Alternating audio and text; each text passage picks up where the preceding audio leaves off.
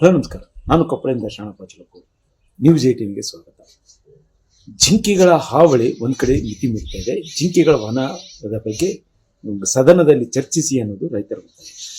News 18ನ ಸಾಮಾಜಿಕ ಜಾಲತಾಣಗಳಿಗೆ follow ಮಾಡಿ, news 18ನ bell icon ಒತ್ತಿ. ಕೊಪ್ಪಳ ಜಿಲ್ಲೆಯ ರೈತರಿಗೆ ಒಂದು ವಿಶಿಷ್ಟವಾದ ಒಂದು ಸಮಸ್ಯೆಯನ್ನು ಎದುರಿಸ್ತಾ ಇದೆ. ಸಾಧು ಪ್ರಾಣಿಯಾಗಿರುವಂತಹ ಜಿಂಕೆಗಳು ಕಪ್ಪತ್ಗುಡ್ಡದಿಂದ ಇಲ್ಲಿ ವಲಸೆ ಬಂದು ಈಗಾಗಲೇ ಅವು ಅಲ್ಲಿ ರೈತರ ಹೊಲಕ್ಕೆ ನುಗ್ತಾ ಇದೆ.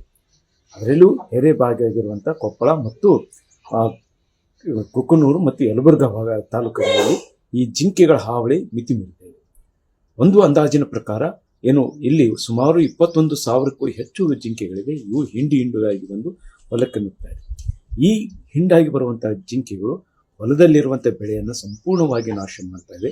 ಜೊತೆಗೆ ಅವು ಮೊಳಕೆಯಲ್ಲಿರುವಾಗಲೇ ಆ ಜಿಂಕೆಗಳು ಅವುಗಳನ್ನು ತಿಂದು ಹಾಕ್ತಾ ಇರುವಂಥ ಕಾರಣಕ್ಕಾಗಿ ಇಲ್ಲಿ ರೈತರು ಆ ಬೆಳೆಯನ್ನು ಬೆಳೆಯದೆ ಒಂದಿಷ್ಟು ಸಂಕಷ್ಟವನ್ನು ಅನುಭವಿಸ್ತಾ ಇದ್ದಾರೆ. ರಾಜ್ಯಾದ್ಯಂತ ಉತ್ತರ ಕರ್ನಾಟಕದಾಗ ಜಿಂಕೆ ಹಾವಳಿ ಹೆಚ್ಚೈತಿ.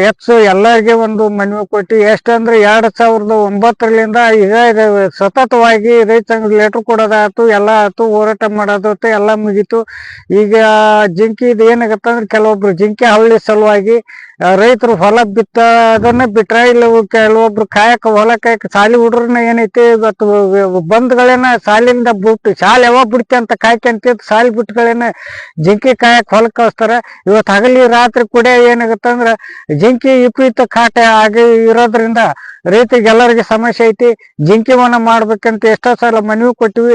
ಇವಾಗ ಬೆಳಗಾವಿ ದೇಶದಲ್ಲಿ ಚರ್ಚೆ ಮಾಡ್ರಿ ಅಂತ ಹೇಳಿದ್ರು. ಅವರು ಇನ್ನು ಇವತ್ತಿಗೆ ಎಷ್ಟೋ ವರ್ಷ ಆದ್ರೂ ಯಾರು ವಿಧಾನಸಭೆಯಲ್ಲಿ ಚರ್ಚೆ ಮಾಡಿಲ್ಲ.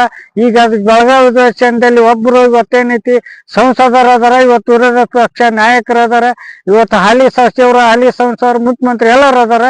ಇವತ್ತು ಏನ ಬೆಳಗಾವಿ ಅಧಿವೇಶನದಲ್ಲಿ ಚರ್ಚೆ ಮಾಡಿ ಜಿಂಕೆ ವನನ್ನ ನಿರ್ಮಾಣ ಮಾಡೋಂಥ ವ್ಯವಸ್ಥೆ ರಾಜ್ಯ ಸರ್ಕಾರ, ಕೇಂದ್ರ ಸರ್ಕಾರ ಎರಡೂ ಸರ್ಕಾರ ಸೇರಿ ಮಾಡ್ಬೇಕಂತ ಹೇಳಿ ನಾನು ರೈತ ಸಂಘದ ರಾಜ್ಯ ಉಪಾಧ್ಯಕ್ಷ ಈ ಮಾಧ್ಯಮ ಮೂಲಕ ನಾನು ಮನವಿ ಮಾಡ್ತೀನಿ. ಜೊತೆಗೆ ಸಾಕಷ್ಟು ಜನ ರೈತರು ಜಿಂಕೆ ಹಾವಳಿಗಾಗಿ ಅವುಗಳನ್ನ ಹೊಲವನ್ನು ಬಿತ್ತದೇ ಇರುವಂಥದ್ದು ಒಂದು ಕಡೆ ಕಾಣ್ತಾ ಇದ್ದೀವಿ. ಈ ಕಾರಣಕ್ಕಾಗಿ ಇಲ್ಲಿ ಒಂದು ಜಿಂಕೆವನ್ನು ನಿರ್ಮಿಸಿ ಅನ್ನೋದು ರೈತರ ಒತ್ತಾಯವಾಗಿದೆ. ಅದರ ಜೊತೆಗೆ ಇಡೀ ದಿನ ಬೆಳೆದಿರೋ ಬಿತ್ತನೆ ಮಾಡಿರುವಂಥ ಹೊಲಕ್ಕೆ ಅಲ್ಲಿ ರೈತರು ಇಡೀ ದಿನ ಕಾಯಬೇಕಾಗಿದೆ ಮತ್ತು ರಾತ್ರಿ ಸಹ ಅಲ್ಲಿ ಒಬ್ಬರು ಕಾಯದೆ ಹೊಲವನ್ನು ಜಿಂಕೆಗಳಿಂದ ಬೆಳೆಯನ್ನು ರಕ್ಷಿಸಿಕೊಳ್ಳುವ ಪ್ರಯತ್ನ ಮಾಡ್ತಾ ಇದ್ದಾರೆ. ಈ ಮಧ್ಯೆ 2006ರಿಂದಲೇ ಈ ಭಾಗದಲ್ಲಿ ಒಂದು ಜಿಂಕೆ ವನ ನಿರ್ಮಿಸಿ ಅನ್ನೋದು ರೈತರ ಒತ್ತಾಯ ಇತ್ತು. ಆ ಕಾರಣಕ್ಕಾಗಿ ಇಲ್ಲಿ ಸಾಕಷ್ಟು ಪ್ರಮಾಣದಲ್ಲಿ ಹೋರಾಟಗಳು. ಆ ಹೋರಾಟದ ಬೆನ್ನಲ್ಲೇ 2010ರಲ್ಲಿ ಇಲ್ಲೊಂದು ಜಿಂಕೆ ವನದ ಪ್ರಸ್ತಾವನೆ ಆಯಿತು ಮತ್ತು ಜೊತೆಗೆ 2016ರ ಬಜೆಟ್ನಲ್ಲಿ ಇಲ್ಲಿ 50 ಲಕ್ಷ ರೂಪಾಯಿದಲ್ಲಿ ಯಲಬುರ್ಗಾ ತಾಲೂಕಿನಲ್ಲಿ ಒಂದು ಜಿಂಕೆ ವನ ನಿರ್ಮಿಸಬೇಕು ಅನ್ನುವಂಥ ಒತ್ತಾಯ ಇತ್ತು. ಮತ್ತು ಆ ಒತ್ತಾಯಕ್ಕೆ ಬಜೆಟ್ನಲ್ಲಿ ಅನೌನ್ಸ್ ಮಾಡ್ತೀವಿ ಈ 50 ಲಕ್ಷ ರೂಪಾಯಿದಲ್ಲಿ ಜಿಂಕೆ ವನ ಮಾಡಬೇಕು. ಆದರೆ ಕೇಂದ್ರದ ಇಲಾಖೆ, ಕೇಂದ್ರದ ಅರಣ್ಯ ಇಲಾಖೆ ಆಗಿರ್ಬೋದು ಮತ್ತು ರಾಜ್ಯದ ಇಲಾಖೆ ಅದು ನಿರ್ಲಕ್ಷ್ಯ ವಹಿಸಿರುವಂಥ ಕಾರಣಕ್ಕಾಗಿ ಮತ್ತು ಇಲ್ಲಿ ಜನಪ್ರತಿನಿಧಿಗಳು ಸಹ ಈ ಕುರಿತು ಹೆಚ್ಚು ಕಾಳಜಿ ವಹಿಸಿದ ಕಾರಣಕ್ಕಾಗಿ ಇಲ್ಲಿವರೆಗೂ ಜಿಂಕೆ ವನ ಆಗಿಲ್ಲ. ಕಳೆದ 1-2 ದಶಕಗಳಿಂದಲೂ ಸಹ ರೈತರು ಹೋರಾಟ ಮಾಡ್ತಾ ಇದ್ದಾರೆ.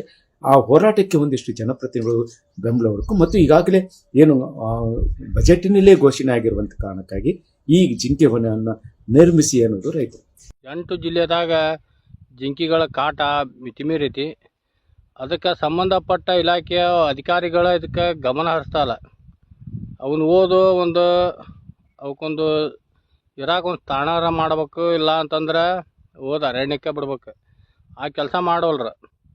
ಹೆಂಗೆ ನಾವು ಪದೇ ಪದೇ ಮನವಿ ಕೊಡ್ತೀವಿ, ಮುಖ್ಯಮಂತ್ರಿ ಹಿಡ್ಕೊಂಡು ಎಲ್ಲರಿಗೂ ಮನವಿ ಕೊಟ್ಟಿದ್ವಿ. ಯಾವ ಅದ್ರ ಬಗ್ಗೆ ಯೋಗ್ಯ ಕ್ರಮ ತೊಗೊತಾನೆ ಇಲ್ಲ. ಸಂಬಂಧಪಟ್ಟ ಈಗ ನೋಡ್ರಿ, ಸಾಕಷ್ಟು ಅದರ ಅರಣ್ಯ ಇಲಾಖೆ ಅಂತೇಳಿ ಸಾಕಷ್ಟು ಪರಿಹಾರ ಬಂದಿರ್ತೈತಿ. ಆ ಪರಿಹಾರ ಎಲ್ಲಿ ಹೋತ ಅನ್ನೋದು ಗುರ್ತಾಗೋಲ್ದು. ಈ ರೀತಿ ಜಿಂಕೆಗಳ ಹಾವಳಿ ಜಾಸ್ತಿ ಆಗ್ಬಿಟ್ಟದ ನೋಡ್ರಿ. ಅಲ್ಲಿ ಸುಮ್ಮನೆ ಓಡಾಡ್ತಾವ ಹೊಲ ತುಂಬಾನು. ಈಗೇನು ಬೆಳಗಾವಿ ಅಧಿವೇಶನ ನಡೀತಾ ಇದೆ, ಈ ಬೆಳಗಾವಿ ಅಧಿವೇಶನದಲ್ಲಿ ಉತ್ತರ ಕರ್ನಾಟಕದ ಹೆಚ್ಚು ಸಮಸ್ಯೆಗಳ ಕುರಿತು ಮತ್ತು ಅದರಲ್ಲೇ ರೈತರ ಸಮಸ್ಯೆ ಕುರಿತು ಮಾತನಾಡ್ತಾ ಇದ್ದೀವಿ.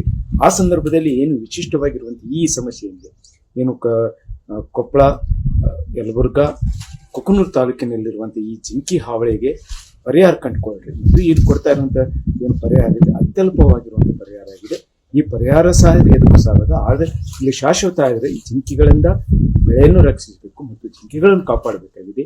ಈ ನಿಟ್ಟಿನಲ್ಲಿ ನೀವು ಸದನದಲ್ಲಿ ಮಾತನಾಡ್ರಿ ಅನ್ನುವಂಥ ಒತ್ತಾಯವನ್ನು ರೈತರು ಮಾಡ್ತಾರೆ.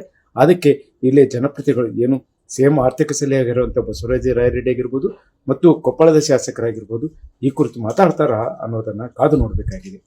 ಶರಣಪ್ಪ ಚಲಪೂರ್, ನ್ಯೂಸ್ 18 ಕೊಪ್ಪಳ.